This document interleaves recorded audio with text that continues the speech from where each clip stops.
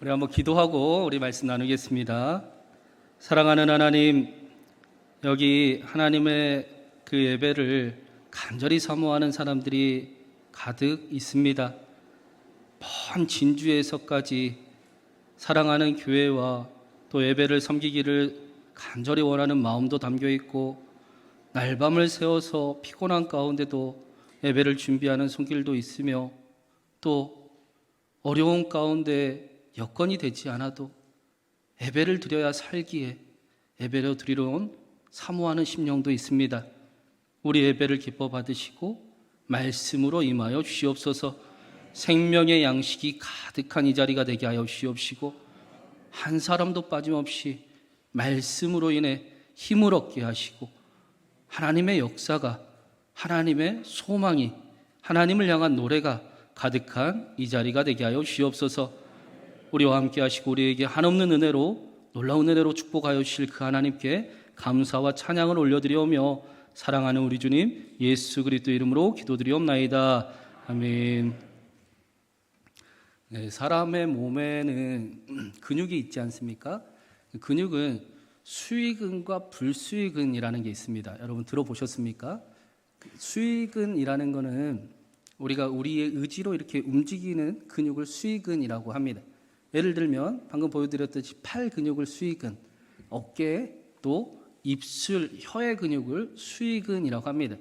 우리가 생각하는 대로 통제할 수 있는 그 근육을 수익근이라고 부르는 겁니다. 반대로 불수익근의 근육도 우리가 통제할 수가 없는 근육을 우리는 가지고 있습니다. 예를 들면 심장은 우리가 그 근육을 통제할 수가 없죠. 심장아 뛰어, 심장아 멈춰 라고 말하는 사람은 세상에 한 사람도 없습니다. 말할 수 있는 사람도 없습니다. 그저 심장이 잘 움직여주기를 기대할 뿐입니다.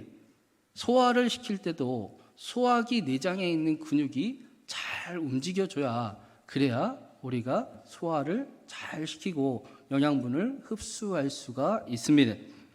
우리의 삶도 사실은 이와 비슷한 경우가 많습니다. 우리는 우리의 인생을 마치 우리가 다 통제할 수 있는 것처럼 여기면서 살아가고 착각을 하지만, 사실은 우리의 삶에는 우리가 통제할 수 없는 불수익은과 같은 일들이 훨씬 더 많음을 우리는 경험을 하곤 합니다. 그런데 중요한 사실은 우리의 생명이 우리가 통제할 수 있는 이 수익은보다 통제가 전혀 불가능한 불수익은에 의해 결정되는 경우가 훨씬 많다는 것입니다.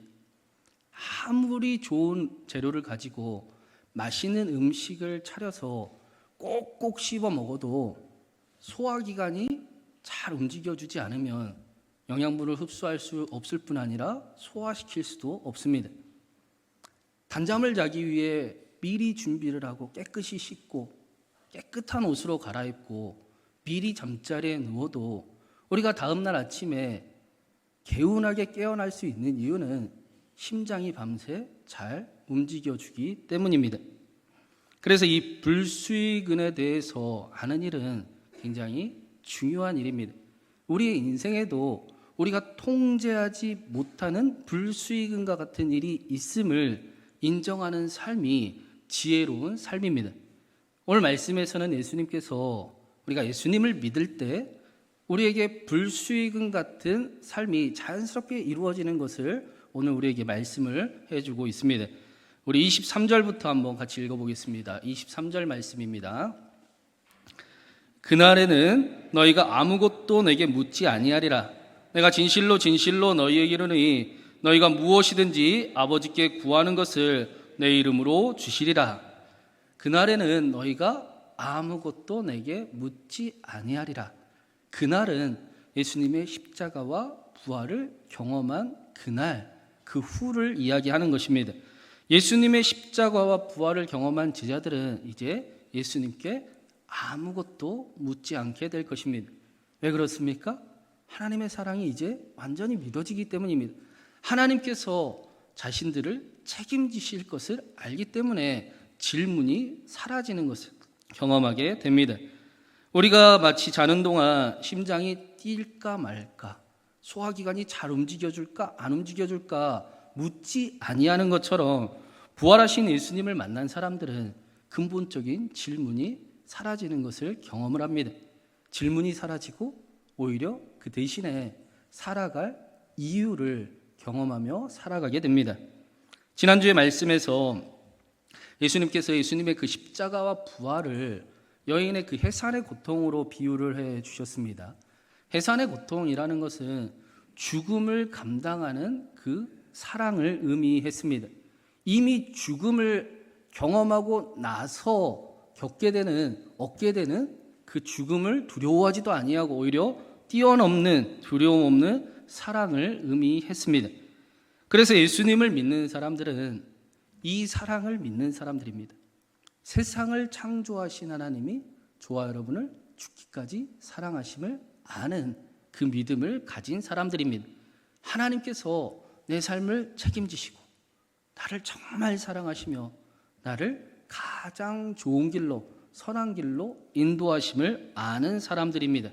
자신이 하나님의 자녀라는 사실을 알고 자신이 뿐만 아니라 하나님의 명품이라는 사실도 믿습니다. 그래서 근본적인 질문이 바뀌는 거예요. 이제는 먹고 사는 일에 대해서 그렇게 기도가 나오지 않습니다.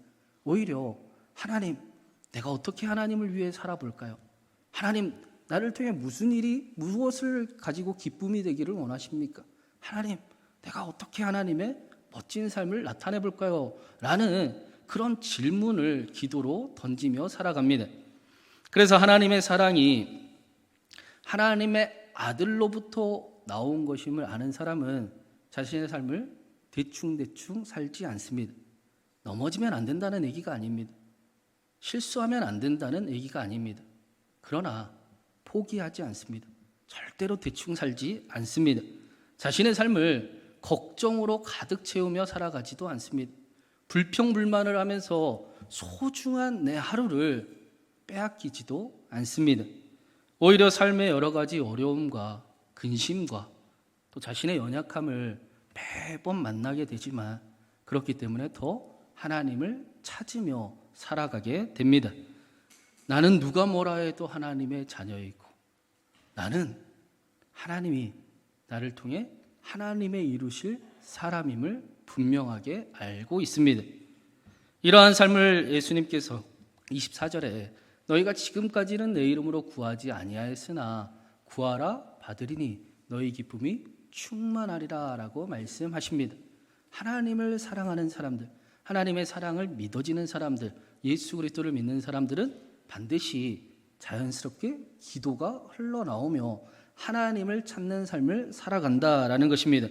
그리고 하나님의 도우심을 경험하고 빼앗기지 않는 기쁨이 내 삶을 지켜주는 능력이 됨을 경험하며 살아갑니다. 그런데 말씀을 자세히 보면 사실 그 23절과 24절은 좀 이상한 말씀을 하시는 겁니다. 23절에 너희가 아무것도 묻지 아니하리라 라고 말씀하시더니 기도하라 라고 말씀을 하세요. 또 너희가 지금까지는 기도하지 않았다라고 말씀을 하십니다. 이랬다 저랬다 예수님이 하시는 그런 말씀이 아니라 예수님이 생각하시는 그 기도는 이제는 제자들이 생각하는 기도와 달라진 것입니다. 다시 말하면 우리의 기도가 바뀌게 된다라는 것입니다. 우리의 기도가 바뀌어야 한다라는 것입니다. 저는 십자가 사건을 경험한 제자들의 그 전과 후의 기도는 완전히 바뀌었을 거라고 저는 생각을 합니다. 그전에는 기도한다라고 생각했겠지요. 습관처럼 주문을 외우며 기도하는 민족이었기 때문에 달달달 무슨 뜻인지도 모르고 기도했을지는 모르겠습니다. 어디를 향해 기도하는지도 모르겠고 열심히 기도를 하지만 그러나 그 기도를 하나님이 들으시는지 안 들으시는지도 별로 상관이 없습니다. 하나님이 내 기도를 어떻게 생각하시는지도 상관이 없습니다. 그저 나는 기도 열심히 했고 하나님은 왜 내 기도 들어주시지 않습니까? 왜 내 기도에는 능력이 나타나지 않는 겁니까? 라고 말하는 상태가 제자들의 상태였습니다. 그런데 부활을 경험하고 나서 예수님의 십자가를 목격한 후에는 하나님의 사랑을 경험한 제자들은 기도가 달라질 수밖에 없었습니다. 왜 그렇습니까? 내 기도를 들으시는 분이 누구신지 알고 있습니다. 하나님이 내 기도를 듣고 계심도 알고 있습니다. 하나님이 내 기도를 사랑하시는 사실을 알고 있습니다. 하나님이 내 기도를 놓치기를 원하지 않으시고 내 작은 신음도 열심히 듣고 계시는, 내 마음을 헤아리려고 하시는 분이심을 알고 있습니다. 아들을 아끼지 아니하시고 전부를 내어주시며 나에게 가장 좋은 것을 주시는 분이심도 알고 있습니다. 그래서 이제는 절대로 혼자서 떠들지 않습니다. 어디를 향해 기도하는지 모르지도 않습니다. 내가 기도하는 분은 내 기도를 들으시는 분이십니다. 나를 사랑하는 분입니다. 그분께 내 기도를 올려드리고, 하나님은 어떻게 생각하십니까? 하나님은 내 문제가 있는데, 내 근심이 있는데 하나님은 어떻게 이 일을 나와 함께 이루어 가실 것입니까? 하고 하나님의 뜻을 찾는 기도를 드립니다. 하나님께서 응답하신 것을, 하실 것을 분명하게 믿기에 기다릴 수도 있고 침묵할 힘도 가지고 있습니다. 하나님의 마음을 느끼기를 간절히 바라고 하나님의 인도하심을 찾습니다. 기도하면서 하나님과 함께하기를 간절히 원합니다. 그래서 우리도 신앙생활을 해보면 기도의 내용이 달라지는 것을 우리가 경험을 하게 되지 않습니까? 처음 믿을 때는 내 기도가 거의 대부분이었다면 신앙이 점점 깊어갈수록 내 기도에 나 자신을 위한 기도는 이제 어느덧 사라지는 것을 보게 됩니다. 특별한 경우에 대해서는 하나님 앞에 진지하고 깊은 기도를 드려야 되겠지만 대부분의 경우는 하나님은 나를 사랑하시고 책임지심을 알기에 내 기도는 잘하지 않습니다. 그리고 무슨 기도를 합니까? 하나님이 사랑하는 사람들을 위한 기도, 하나님이 사랑하는 일을 위한 기도, 하나님이 기뻐할 만한 기도, 하나님이 원하시는 기도를 하려고 애쓰는 그 삶을 우리가 경험하게 됩니다. 요한계시록 3장 20절에서 예수님께서 말씀하시기를 볼지어다 내가 문 밖에 서서 두드리노니 누구든지 내 음성을 듣고 문을 열면 내가 그에게로 들어가 그와 더불어 먹고 그는 나와 더불어 먹으리라 라고 말씀을 하셨습니다. 많은 사람들은 하나님이 자신을 함부로 대해주기를 간절히 원하지요. 하나님이 폭력적으로 나를 찾아오셔서 나에게 없어도 되는 것들을 완전히 바꿔주기를 원하고, 하나님이 나를 함부로 대해서 나를 완전히 갱생시키듯 바꿔주기를 간절히 원하며 신앙생활을 합니다. 그런데 하나님은 우리를 너무나 사랑하세요. 그리고 하나님은 우리를 너무나 존중하십니다. 그래서 함부로 대하지 않으십니다. 똑똑똑 문을 열고 찾아오셔서 내가 필요할 것 같은데 나와 함께 하지 않을래? 아니요. 나는 하나님보다 더 사랑하는 게 지금 있어요. 나중에 오시면 좋겠어요.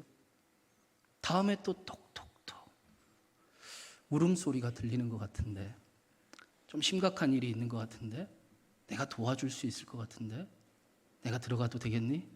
내가 도와줘도 되겠니? 아니요. 내 마음이 너무나 어지러워요.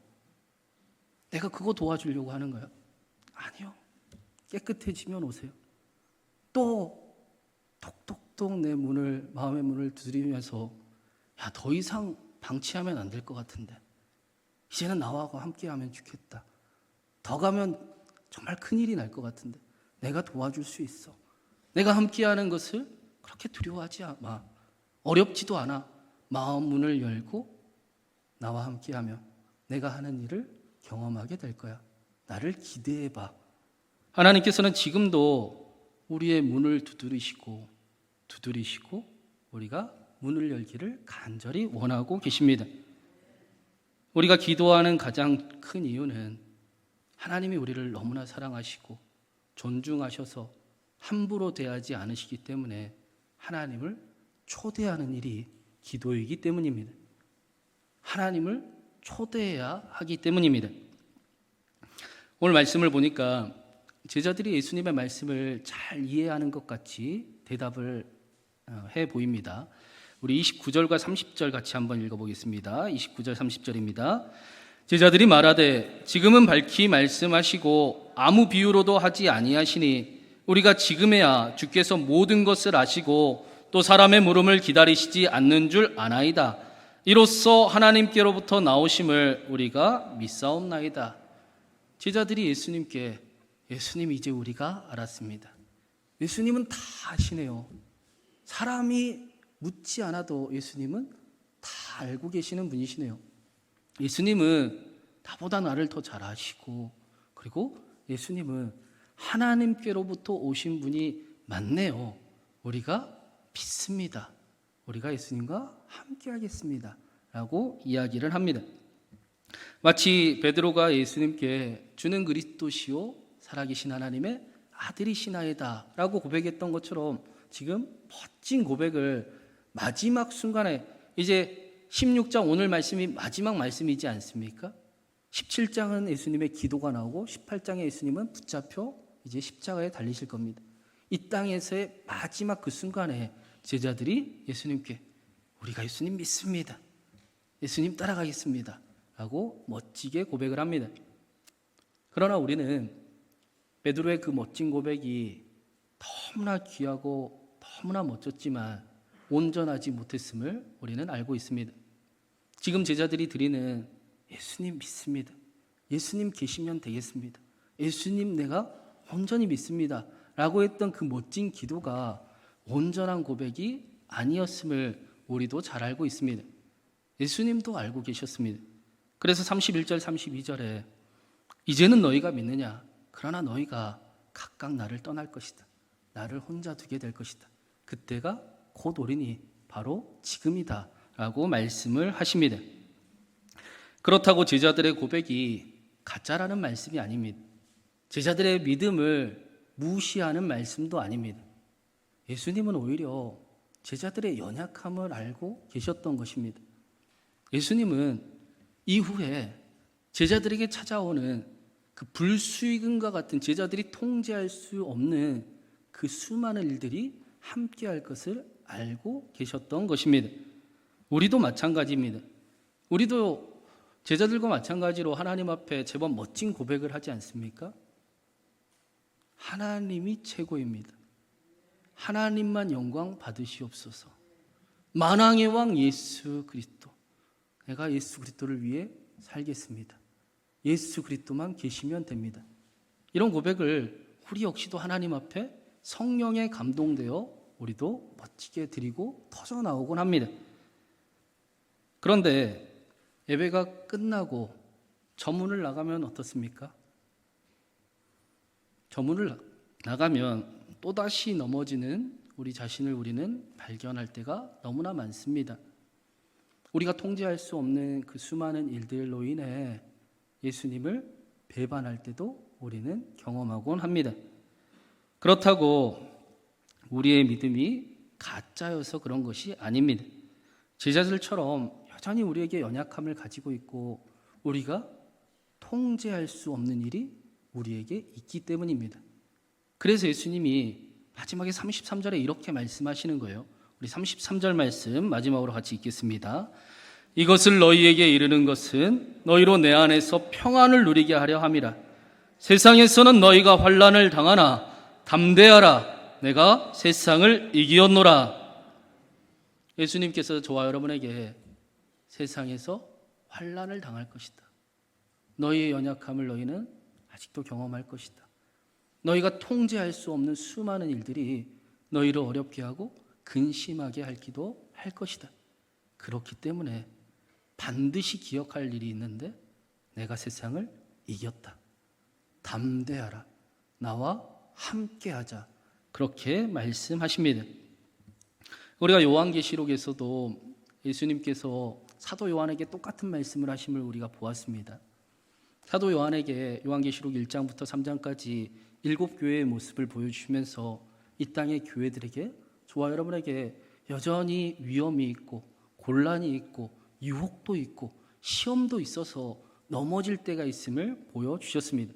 그러나 이기는 방법을 보여주시며 이기는 자에게 향한 약속을 해주셨는데 그 모습이 요한계시록 4장과 5장에 하늘에 이미 완성된 교회로 요한에게 보여졌습니다.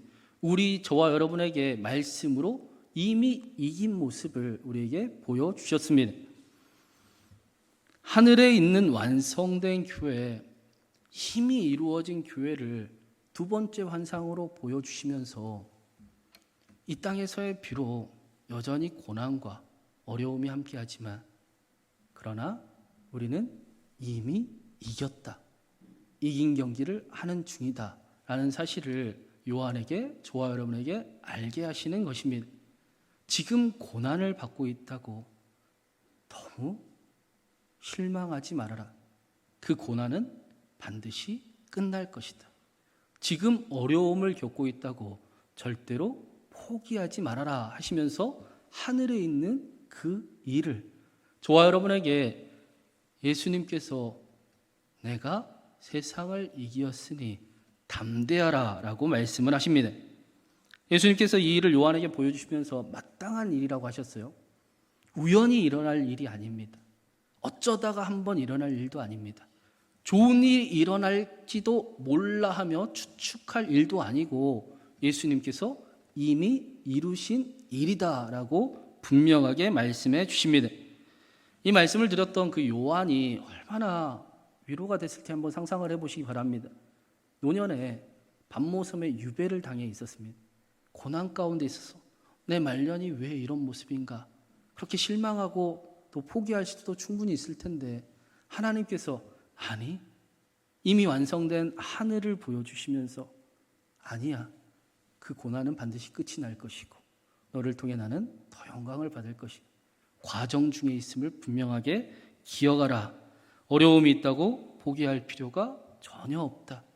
반드시 이긴 경기 주임을 기억하라 라고 말씀해 주셨습니다. 예수님께서 저와 여러분에게도 내가 세상을 이기었노라, 통제하지 못하는 일들로 인해 주눅들지 말고 나에게 맡겨라. 나를 초대하라. 나와 함께하라.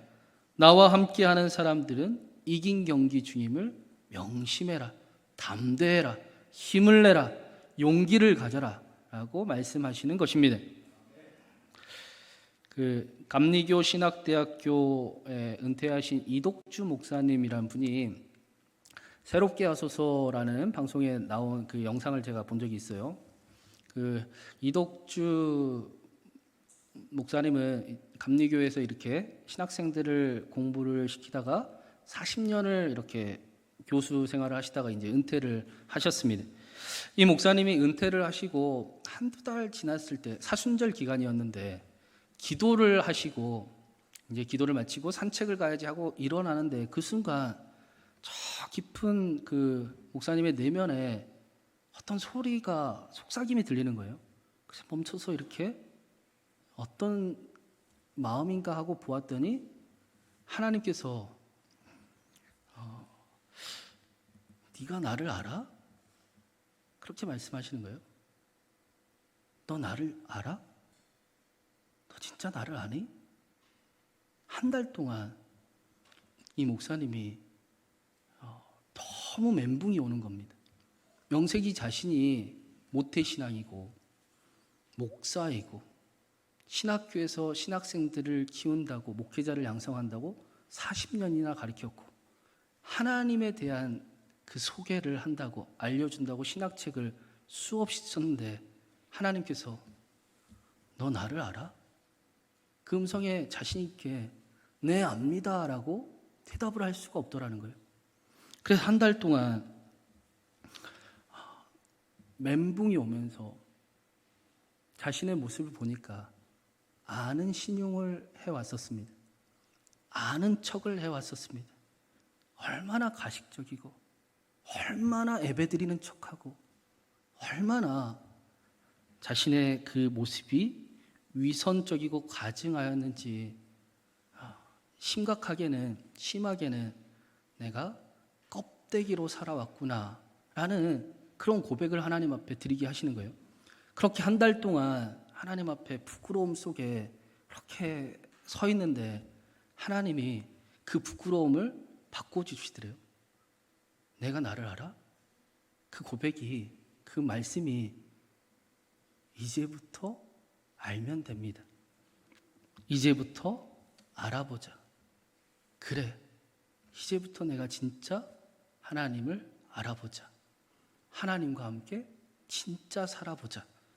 그렇게 은퇴 후에 뭘 해야 되나 라는 자신의 그 생애 질문이 이제는 삶의 이유로 바뀌는 것을 경험했다라고 합니다. 사랑하는 여러분, 예수님께서 이 땅에 마지막으로 제자들에게 하신 말씀은 기도해라, 하나님을 초대해라, 하나님과 함께 하나님을 경험하며 살아가라 라는 말씀이었습니다. 내가 세상을 이겼다. 내가 여전히 너를 사랑한다. 나를 기대해라. 나를 진짜 알아가라 라고 지금도 저와 여러분에게 말씀하십니다.